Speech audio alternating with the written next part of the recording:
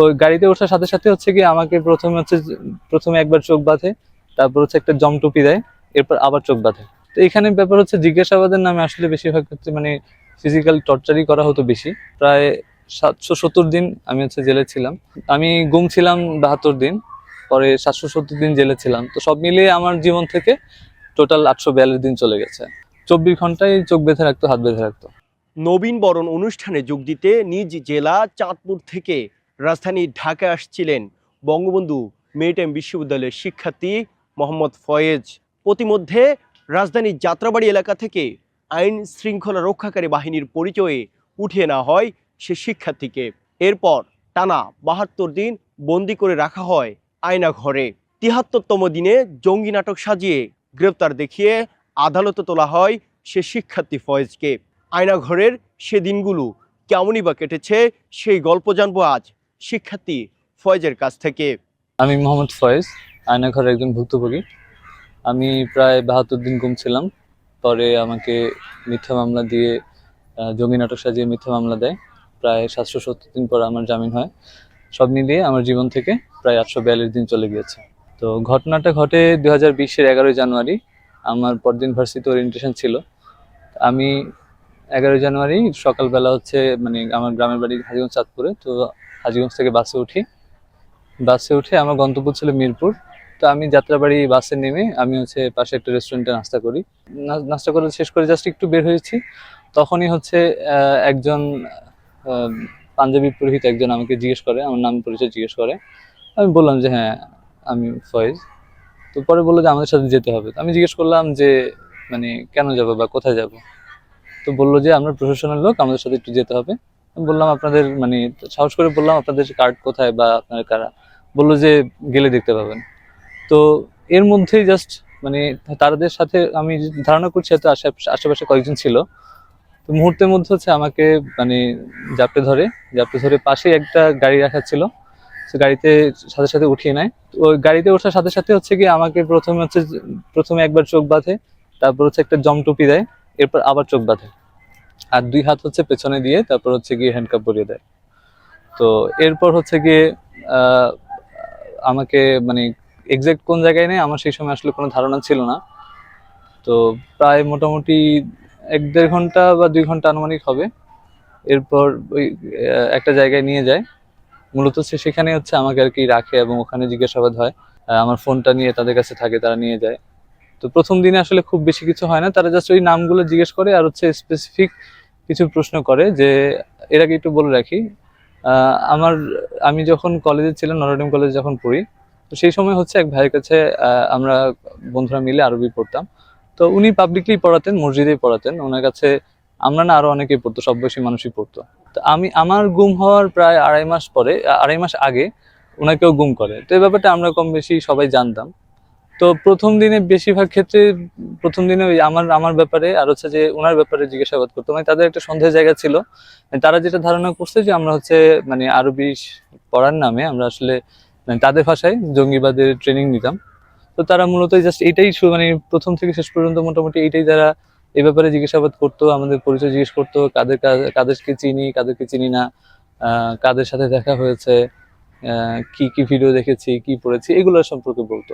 তো এখানে ব্যাপার হচ্ছে জিজ্ঞাসাবাদের নামে আসলে বেশিরভাগ ক্ষেত্রে মানে ফিজিক্যাল টর্চারই করা হতো বেশি। যে রুমে রাখা হয়েছে, আমি আসলে কয়েক ধরনের রুমই ছিলাম। প্রথম যে রুমটা ছিল ওটা খুব মানে সরু একটা রুম, জাস্ট একটা পাশে একটা খাট বিছানো ছিল। আর এখানে দরজাটা হচ্ছে প্রথমে একটা স্টিলের দরজা ছিল, তারপরে একটা কাঠের দরজা ছিল, মানে 2টা দরজা ছিল।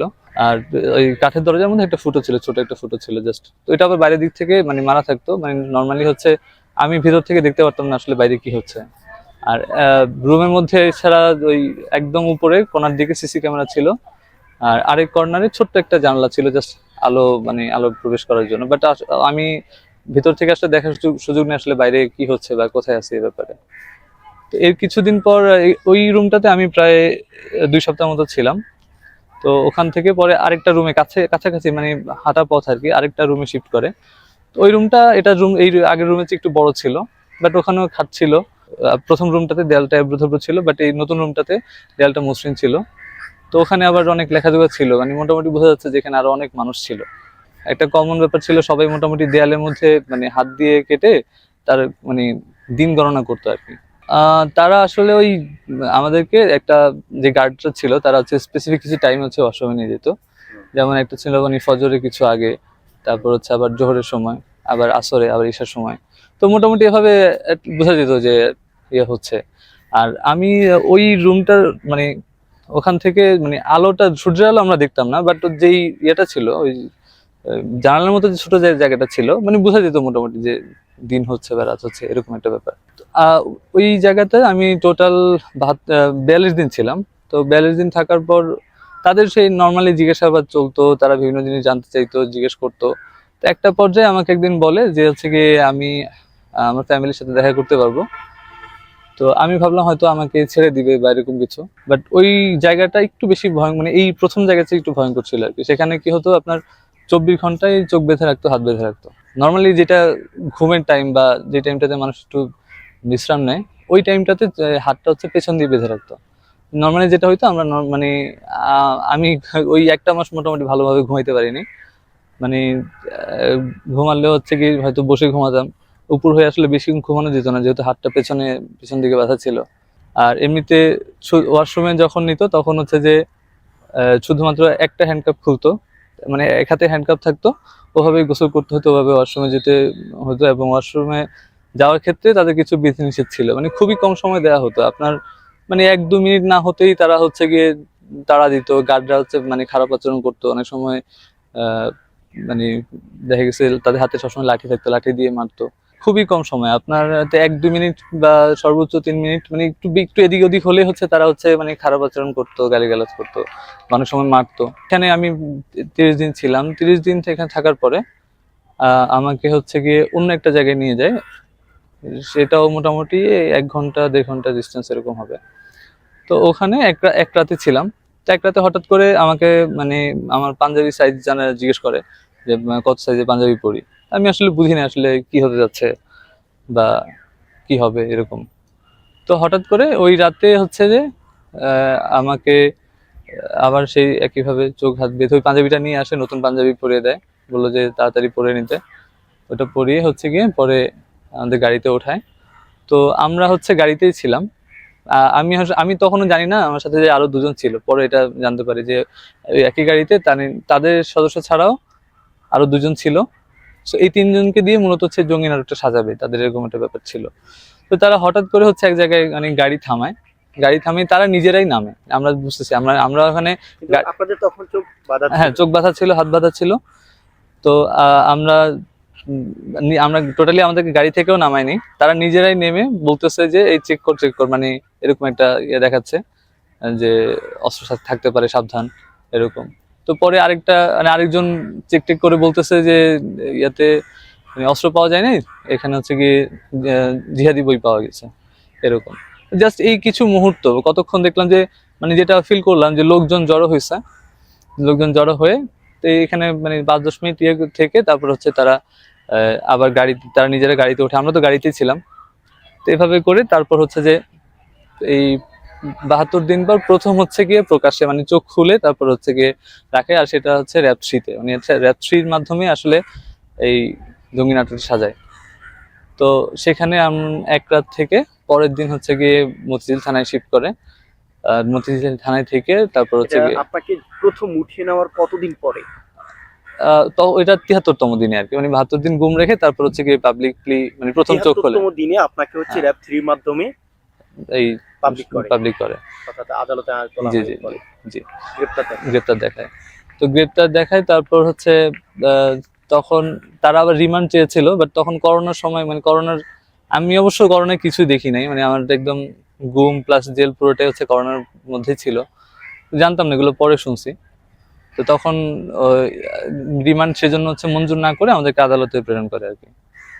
তো আমার হচ্ছে যে টোটাল প্রায় 770 দিন আমি হচ্ছে জেলে ছিলাম। এর মধ্যে আমার একবার মানে জামিন হয়েছিল, বা সেটা পর স্টে হয়ে গেছে, এই জন্য একটু সময় বেশি লেগেছিল। আর তখন করোনার কারণে আপনার শুনানি হতে অনেক সময় লাগতো, বা অনেক সময় মামলা কার্যক্রম মানে আদালতে কার্যক্রম বন্ধ ছিল। তো সব মিলিয়ে প্রায় 770 দিন পর আর কি জামিন হয়।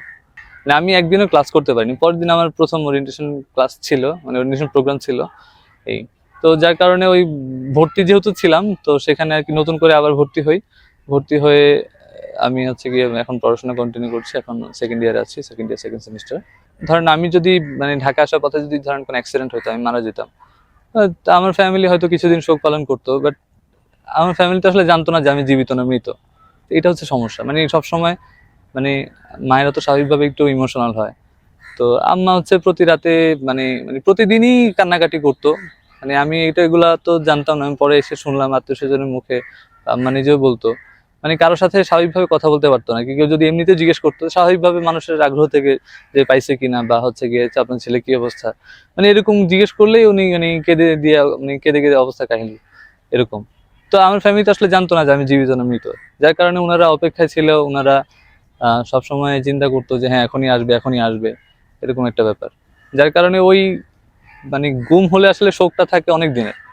মানে মারা গেলে কিছুদিন শোক থাকে, বাট গুম হলে আসলে শোকটা থাকে ততদিন যতদিন না মানে তাদের আপনজন ফিরে আসছে। আর এমনিতে আর্থিক ক্ষয়ক্ষতির কথা যদি বলি, স্বাভাবিকভাবে আহ, গুমের সময়টাতে যখন বিভিন্ন পত্রিকায় বা আহ, বিভিন্ন জায়গায় যখন মানে নিখোঁজের ইয়ে দেয়, খবরটা দেয়, তো সেখানেও দেখা গেছে অনেকে প্রায় ফোন করে বলতো যে ওখানে পাওয়া গেছে অসুস্থ বা হচ্ছে গিয়ে ওখানে মানে মুমূর্ষ অবস্থা। মানে আপনার মতো হ্যাঁ, দেখা যাচ্ছে দেখা বা যাচ্ছে আপনার এরকম মতো বলে। মনে হচ্ছে। হ্যাঁ, মানে একটা হয়রানির মধ্যে রাখতো আর কি, অনেক অনেক টাকা পয়সা ভাবে খরচ হয়েছে। তারপর মামলা রিলেটেড কাজে বা হচ্ছে কি এই বন্দি থাকা অবস্থায় মানে আর্থিক ক্ষয়ক্ষতির পরিমাণটা ভালোই। আমি গুম ছিলাম 72 দিন, পরে 770 দিন জেলে ছিলাম। তো সব মিলিয়ে আমার জীবন থেকে টোটাল 842 দিন চলে গেছে। হতাশার ব্যাপারে বলবো আসলে এখানে মানে একটা প্রত্যাশা, আমি মানে অ্যাজ এ মুসলিম আমি বিশ্বাস করি যে মানে আমার সাথে যদি কোনো অন্যায় হয়ে থাকে বা আমার যদি কোনো ক্ষতি হয়ে থাকে, সেটা ইনশাল্লাহ আমি আখিরাতে প্রতিদান পাবো। তো এই জায়গাটা থেকে আসলে সেভাবে হতাশা কাজ করে না। বাট এমনিতে একটা জায়গায় স্বাভাবিকভাবে তো খারাপ লাগা থাকে যে আমি মানে এটা আমার সাথে কেন হবে, বা এই অন্যায়টা স্বাভাবিকভাবে আমার ইয়ে থাকবে যে না এই অন্যায়টা আমি বিচার চাই। মানে জামিনে বের হওয়ার পর আমি প্রায় 2 বছর ধরে হাজিরা দিচ্ছি। এর মধ্যে সব মিলে সম্ভবত 20 বার না 22 বার হচ্ছে কি মানে সাক্ষী প্রেরণ করা হয়েছে, মানে সাক্ষী ডাকা হয়েছে, বা সাক্ষী কিন্তু আসে নাই। তো আসলে এখানে ওই সাক্ষী কাদেরকে করতো, যখন ওই যে জঙ্গি নাটক সাজায় আশেপাশে যারা দেখা গেছে ফুচকাওয়ালা বা চটপটিওয়ালা, মানে ওনাদেরকে জাস্ট মানে প্রেশারাইজ করে বাধ্য করে হচ্ছে ওনাদেরকে সাক্ষী দেওয়া হয়েছে। তো দেখা গেছে এই মামলাগুলার মানে সেভাবে কোনো ভবিষ্যৎ নাই। জাস্ট হচ্ছে কি প্রতি মাসে মাসে হাজিরা দিতে হয়, একটা হয়রানি। যেমন আমার এখন সেমিস্টার ফাইনাল চলতেছে, এর মাঝখানে কিন্তু আমি আসছি, হাজিরা দিতে হয়েছে।